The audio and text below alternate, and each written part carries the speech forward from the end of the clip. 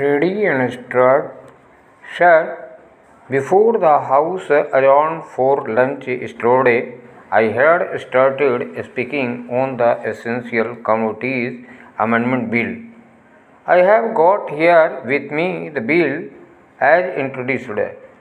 In the statement of objectors and reasons, the government pointed out that in certain cases it might be necessary for them not to award punishment prescribed in the law as it exists at present, but to forfeit a part of the deposit. This relates to minor offences under the Essential Commodities Act. I can quite understand this, and generally, therefore, nobody would oppose this thing, but the question that I wish to raise in this connection before the House is the manner in which this act is being implemented by the government and also by the state governments. I mention the state governments because here is a measure which is sponsored by the Ministry of Food and Agriculture, and in regard to many aspects of which I believe the central government has concurrent jurisdiction, but much is left to the states. Our experience has been especially in the state from which I come, namely West Bengal, that this act is not implemented properly by the state authorities because of various connections of certain people high up with big business and others indulging in speculation, hoarding, and so on. The result has been that whatever should be done had not been done.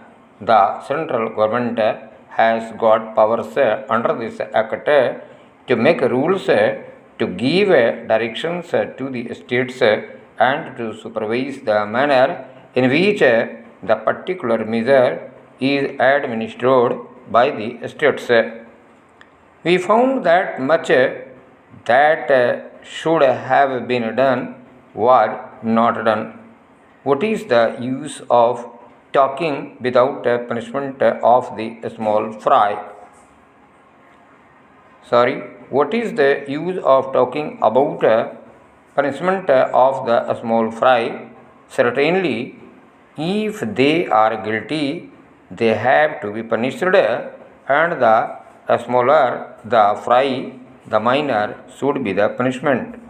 I agree there, but the point is that the act is not properly implemented.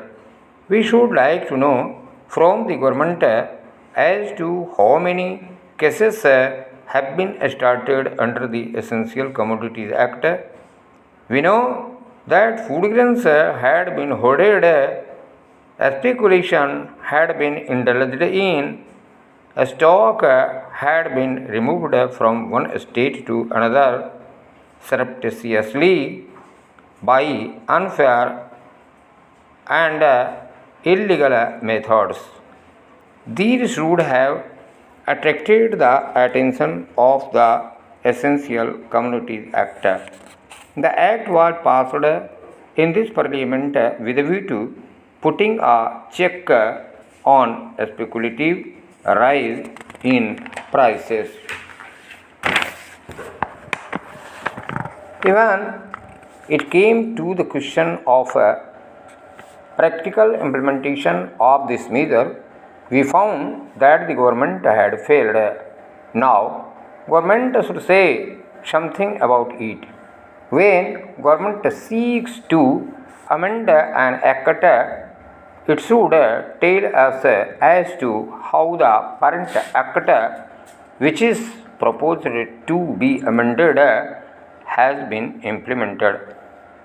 Is it the contention of the government that difficulty arises because this particular provision is not there in the act? Are government in trouble because they do not know how to deal with the smaller fries?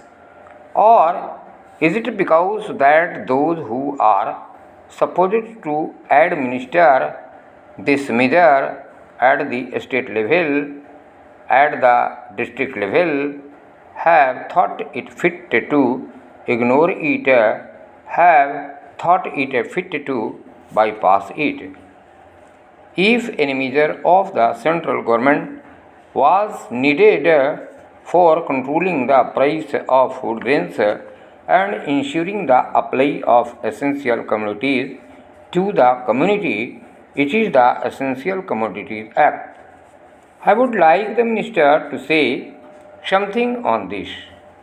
I know that he was not here at the time when we passed this measure, nor was he there when the Essential Commodities Act was bypassed by state governments. In the past, we had drawn the attention of the minister to this problem, and that minister is now happily going to be the president of the Uttar Pradesh Congress Committee. But here I would like to ask the minister who has stepped into his shoes as to what he is doing in order to see to the proper implementation of this act. How many prosecutions have taken place?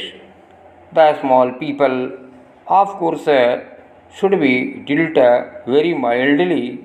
I agree and I support the measure, but taking the law as it is today without this amendment, it empowers government to deal very effectively so far as the provisions of the law go with the big traders, wholesalers, and profiteers. I would like to know as to how they have dealt with them. How many are in jail today? How many have paid fine? How many have suffered imprisonment? How many licenses have been cancelled as a result of malpractices, corruption, profiteering, and so on, all of which are provided for under this bill? We are entitled to know. Take us into your confidence in regard to this matter. I say, from whatever knowledge we have, that very few have been prosecuted under this act.